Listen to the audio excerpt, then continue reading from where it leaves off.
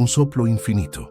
La vecindad del niño que no lloraba era una tarde sofocante en Uberaba, de esas en las que el cielo parece cansado y el aire lleva un silencio extraño, como si supiera demasiado. Chico estaba sentado en su rincón de costumbre, rodeado de cartas, libros y un puñado de ojos que esperaban consuelo. Pero aquella tarde, algo fuera de lo común se arrastraba por las paredes. Un escalofrío sin viento, un frío que venía de dentro. Fue entonces cuando la puerta se abrió despacio y el niño entró magro, los ojos grandes como si estuvieran siempre asustados. Pero había una serenidad en el modo en que andaba, como quien ya conocía el camino del mundo y el de los espíritus. Él no lloraba ni parecía saber lo que era eso. Apenas miró a Chico y dijo: «¿Me has llamado?». Aquello heló hasta los huesos del médium. Él no había pronunciado una sola palabra. Apenas pensaba en una madre que había escrito pidiendo noticias del hijo desaparecido hacía meses, y ahora allí estaba él, vivo, muerto, entre uno y otro. El chico se sentó en el suelo como quien tenía tiempo, y habló de un lugar sin tiempo también, una especie de colonia espiritual donde niños eran cuidados por entidades con semblantes suaves y ropas que parecían hechas de luz. Dijo que había sentido miedo al principio, que no entendía por qué los adultos lloraban tanto en el plano de acá, mientras que en el de allá solo se veía canto. Ellos me enseñaron que el amor atraviesa todo, que no necesita de cuerpo, de casa ni de nombre, solo necesita ser sentido. Las personas que estaban en la sala temblaban, algunas ya lloraban, otras parecían anestesiadas. Chico, con los ojos llenos de lágrimas, anotaba cada palabra como si fueran diamantes. No había prisa, era como si el tiempo se hubiera parado para oír también. El niño contó que cuando partió del mundo, vio a la madre arrodillada en el suelo de la cocina, que sentía el olor del arroz quemándose, la radio encendida en un lamento cualquiera y el sonido del corazón de ella rompiéndose. Dijo que intentó hablar, gritar, abrazar, pero todo lo que consiguió fue un soplo en el oído de ella, un susurro: «Yo estoy bien, madre, yo estoy aquí». La madre no oyó, pero paró de llorar por un segundo. Miró alrededor, sintió como quien siente el olor de un perfume antiguo viniendo de ningún lugar. «Y el Señor me oyó, Chico, por eso vine». Aquella revelación cayó hasta los vientos. Chico quedó inmóvil por instantes. Solo entonces entendió.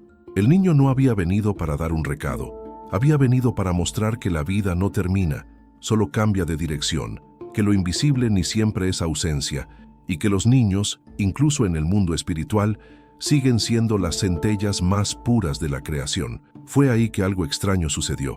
El niño sonrió, se levantó y antes de salir dijo: «Ahora es el turno de ella», y apuntó hacia una señora sentada en el rincón de la sala.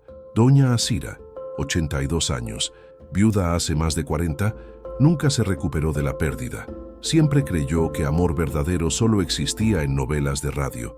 Pero aquella noche ella descubriría que el amor de la juventud todavía la esperaba en algún lugar donde el tiempo no corre y la añoranza se transforma en reencuentro. Y es exactamente ahí que comienza el segundo capítulo de esa jornada espiritual. 2. La carta que nunca fue escrita. Doña Ausira estaba allí sentada con el cuerpo curvado por el tiempo, pero los ojos todavía sabían buscar, aunque ella no dijera una sola palabra. Cargaba una pregunta escondida entre arrugas y silencios. ¿Será que él todavía se acuerda de mí en la juventud? Conoció a Joaquim, un chico que tocaba el acordeón como quien encantaba el tiempo. Vivieron un amor intenso. Más breve, él fue llamado para luchar fuera del país y prometió volver. Juró entre lágrimas y promesas que escribiría una carta por mes. Una sola bastaría para que ella aguantara. Pero la carta nunca llegó, ni él. Asira esperó. Un mes, un año, una vida. Chico aquella noche miró hacia ella con un cariño que no venía solo de él. Algo lo atravesaba como una onda sutil, un soplo de recuerdo viniendo de lejos. Tomó un papel, garabateó algo con la letra que todos reconocían como de otra dimensión. Entonces, sin aviso, comenzó a leer. «Mi alciriña, mi flor de la tierra, si supieras cuántas veces intenté escribir». El aire de la sala se volvió algodón. Las personas contenían el aliento, como si respirar fuera a molestar. Asira abrió los ojos, las manos trémulas presas en el regazo intentando contener el corazón que parecía querer salir por la boca. Chico continuó. En la primera noche de guerra miré las estrellas y busqué el brillo de tu mirada, pero antes de que la tinta secara en la hoja, una explosión me llevó. Fui cargado por brazos que no dolían, conducido por seres que sonreían incluso delante del caos. Entendí que no volvería con piernas, pero volvería de otro modo. La carta era poesía pura, pero no de esas de papel.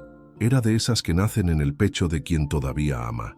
Él describía cómo en el plano espiritual buscó maneras de comunicarse, cómo gritó el nombre de ella en las noches en que ella lloraba bajito, cómo intentó una vez tocar la música que ella amaba, solo para ver si ella sintió el acorde en el alma, y sentía a cada vez que usted soñaba conmigo. Asiriña no era sueño, era encuentro. Chico paró, miró hacia Asira. Ella lloraba sin vergüenza, como si años de espera salieran en una sola lágrima. El silencio de la sala era otro, denso, reverente. Parecía que nadie allí quería volver para el mundo de fuera. Fue cuando algo todavía más curioso sucedió.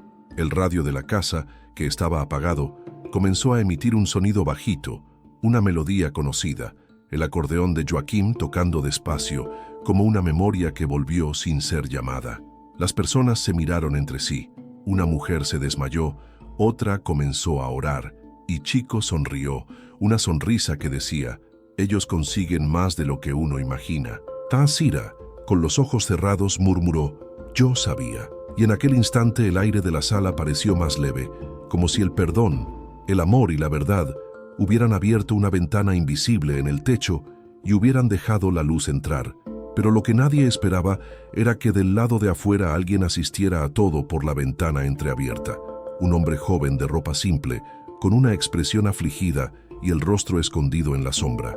Él no parecía de este mundo ni del otro. Estaba en el límite, preso entre culpas y secretos.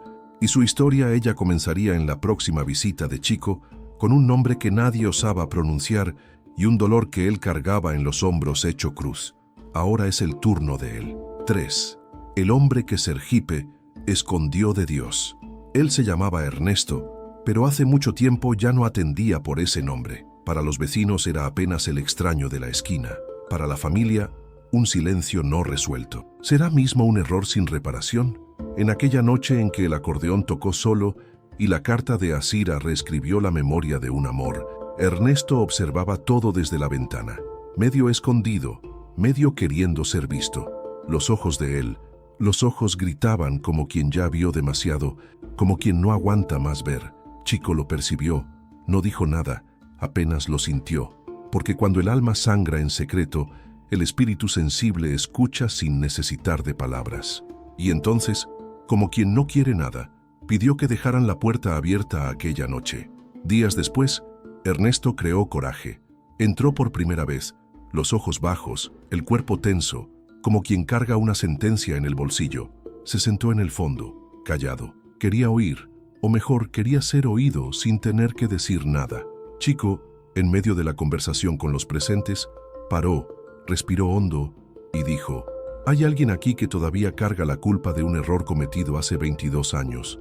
Y esa culpa se volvió una prisión sin rejas, pero con dolores que nadie ve. Ernesto congeló, los dedos trémulos, la respiración corta. Era él, solo podía ser él. Chico se giró, encaró el vacío, pero la voz parecía venir de otro lugar.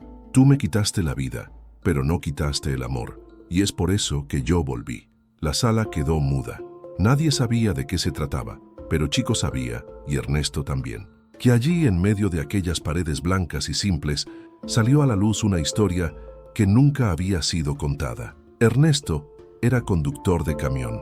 En una noche lluviosa, con el corazón lleno de rabia, tras una pelea con la esposa, tomó la carretera sin mirar para atrás y allí en el Calómiper 78 cruzó con una bicicleta, un chico de 16 años volviendo de la escuela.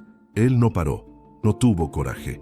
La radio susurraba una música vieja y el parabrisas temblaba como si llorara por él. Desde aquel día no durmió más en paz. Chico, con los ojos llenos de lágrimas, reveló: el nombre de él era Rafael, y él está aquí, no para cobrar, sino para liberar a usted de lo que usted mismo construyó. Las lágrimas corrieron por el rostro de Ernesto como ríos rebeldes. El hombre cayó de rodillas sollozando, como un niño que se perdió de la madre. Y entonces Chico leyó el mensaje. Pai, tei por du. La palabra cayó como trueno mudo. Pai, nadie sabía. Ernesto nunca contó.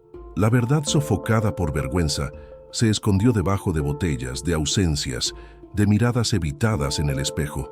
Yo entendí en aquel instante que usted no quería matarme, solo quería huir de lo que le hería. Y yo fui solo el espejo de su dolor.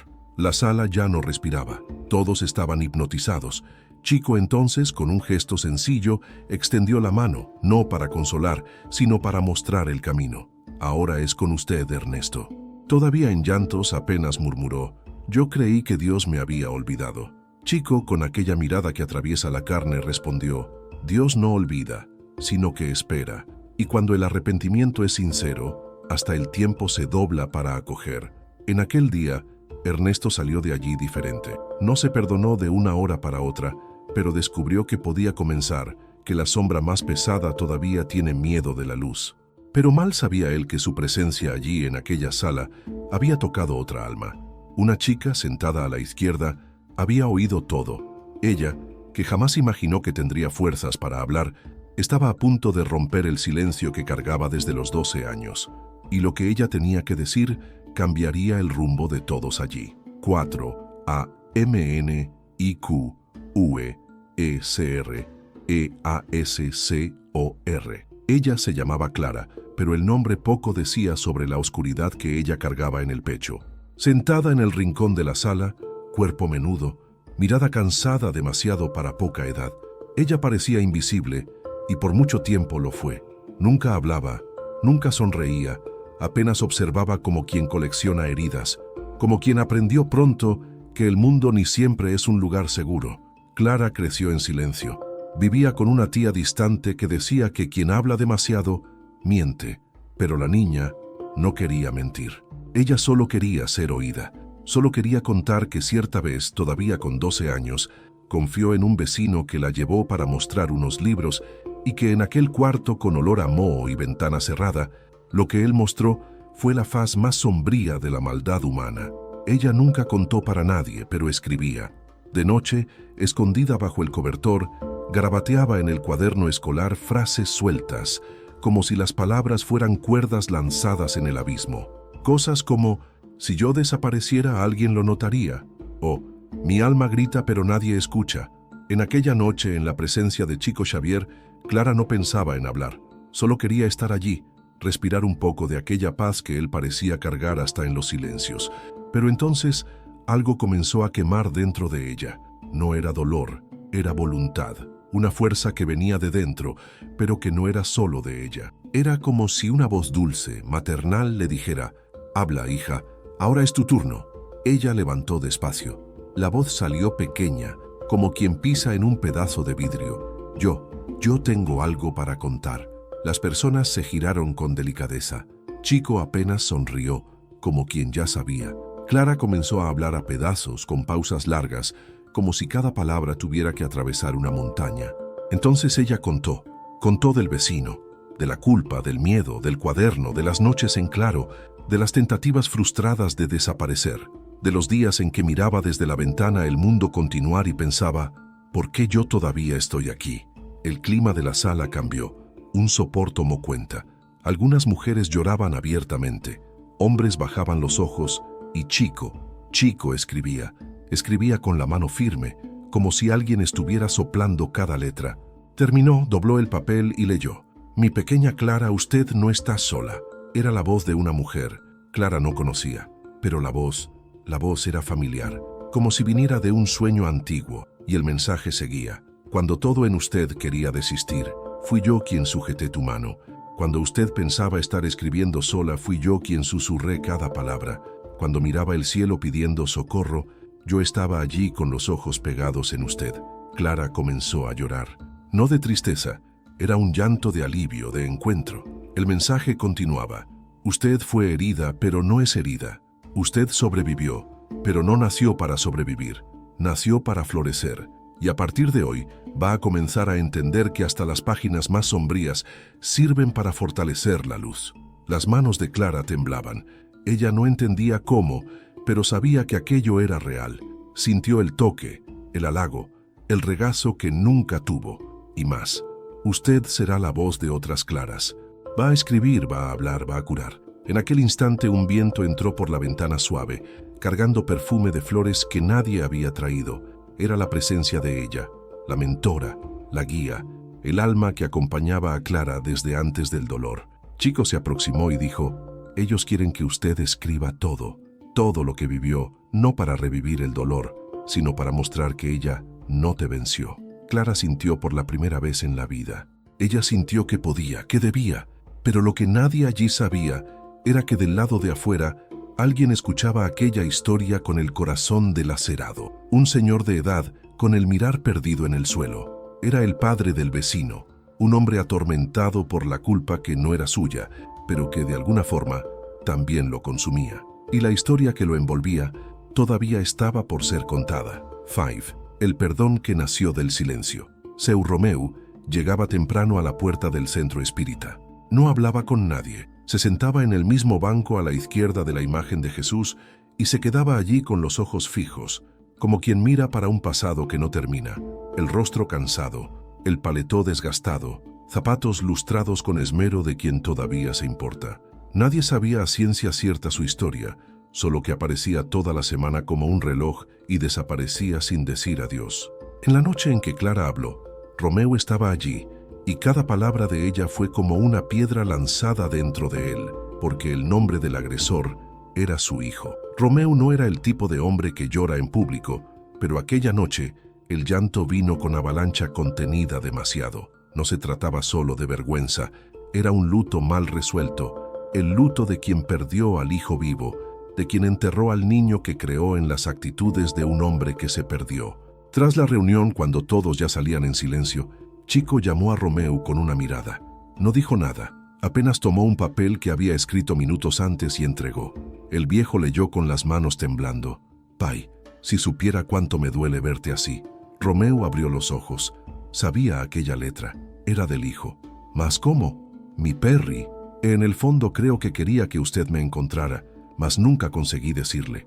Yo me ahogué en mí mismo y dejé a la corriente llevar lo mejor de mí. Mas el amor que usted plantó, Pai, él todavía está aquí». Las manos de Romeu ahora temblaban como hojas al viento. «Lo que hice fue grave, indesculpable a los ojos humanos. Mas el mundo espiritual no vive de condenas, vive de caminos. Y yo necesito de su perdón.